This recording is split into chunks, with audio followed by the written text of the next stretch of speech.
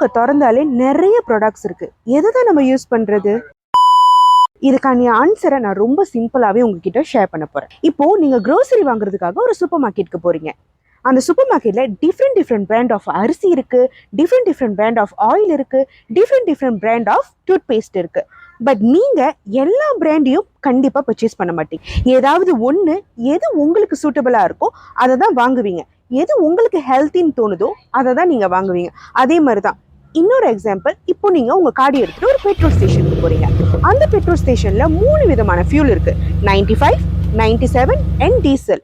இந்த 3ல எது உங்க காடிக்கு ஊத்துவீங்க? உங்களுடைய காடி எந்த ஃபியூலை எதிர்பார்க்குதோ, எது வந்துட்டு சூட்டபிளா இருக்கோ அதை தான் ஊத்துவீங்க. 3த்தையும் கலந்து ஊத்துனீங்கன்னா உங்க காடி என்ன ஆகும்? கெட்டு போயிடும். அதே மாதிரிதான் உங்களுடைய ஸ்கினுக்கு எது தேவையோ அதை தான் நீங்க யூஸ் பண்ணணும். எல்லா ப்ராடக்டையும் கலந்து நீங்க போடணும்னு நினைச்சீங்கன்னா உங்க ஸ்கின் கெட்டு போயிடும். புரியுதா?